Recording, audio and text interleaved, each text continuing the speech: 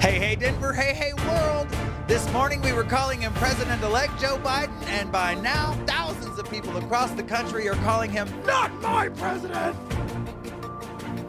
I'm Damien, Dane, and thank you for coming back to The Sesh.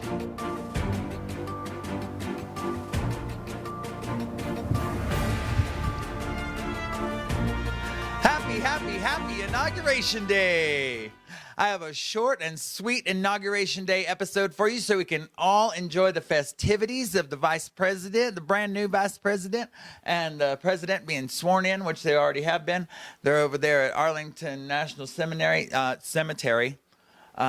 going to call it a seminary from now on because any lectern Joe Biden preaches from might as well be a pulpit, right, Jesus? Anyway, let's get right to it. I am so excited, as I'm sure you are, for the next 4 years of competent leadership from a person of character and excellent moral fiber. Someone who will not be a doormat for Russia.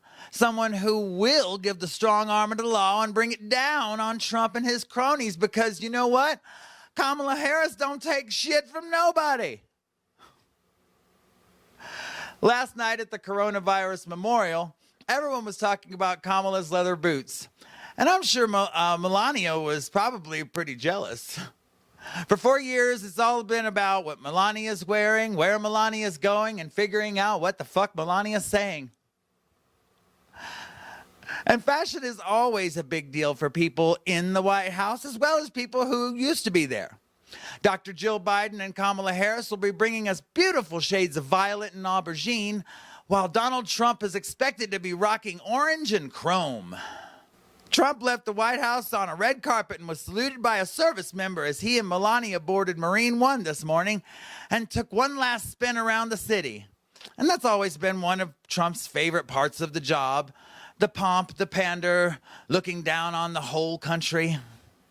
Boarding the plane, disgraced by many and outdoing any predecessor with the lowest approval rating ever, Melania says she'll focus on writing a Christmas book and trying to move her forehead. After all of that, Donald gave a short self-congratulatory speech at Joint Base Andrews where he said that soon the COVID numbers would be skyrocketing downward. And he told people to have a good life and we'll see you soon. The speech was attended by 2 or 3 supporters, Trump's family, and exactly one fly aimlessly searching for Mike Pence. And let's face it, Trump was a national disaster. This all happened because Reagan brought about legislation that allowed people like the Koch brothers to create Fox News and power it with lies. Trump was just the big pussy head on the massive boil that is the white nationalist movement, also known as the Republican Party.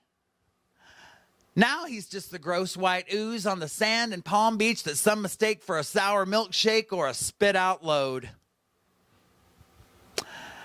People keep saying it, but I do not believe we are more divided than ever.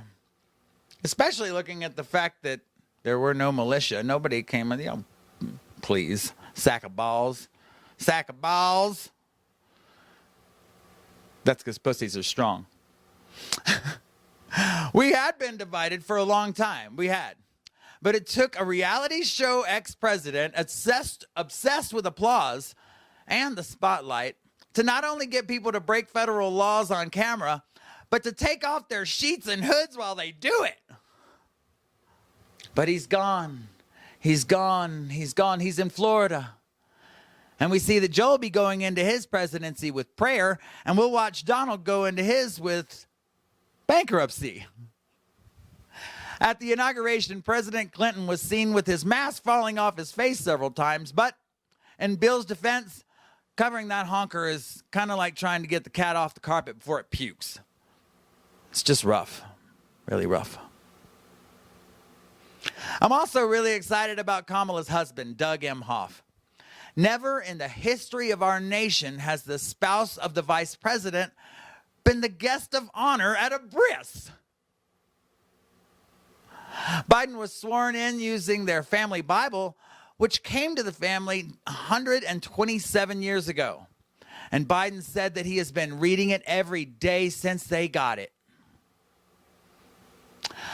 All went as planned as far as the inauguration goes. I keep pointing like you're going to turn around and look at it. All went as planned, and that is a good thing. At the time of this recording, there were 0 security issues, and that's likely because Trumpism is going to whimper out and put its white sheets back on, hiding its face in shame, as it should, and hopefully for a long time. I only wish Donald would have fallen down some stairs or something, because Republicans are really going to have a field day when Biden takes his first topple. But I'm going to sit back and listen to Amanda Gorman's absolutely riveting poem about 1,000,000 more times. Listen to the crackle of the fire, and every once in a while, toss on a fresh stack of ballots.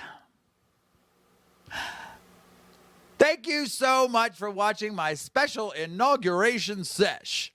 I am not sorry that I am the only guest I have tonight. I am enough for you and enough for me.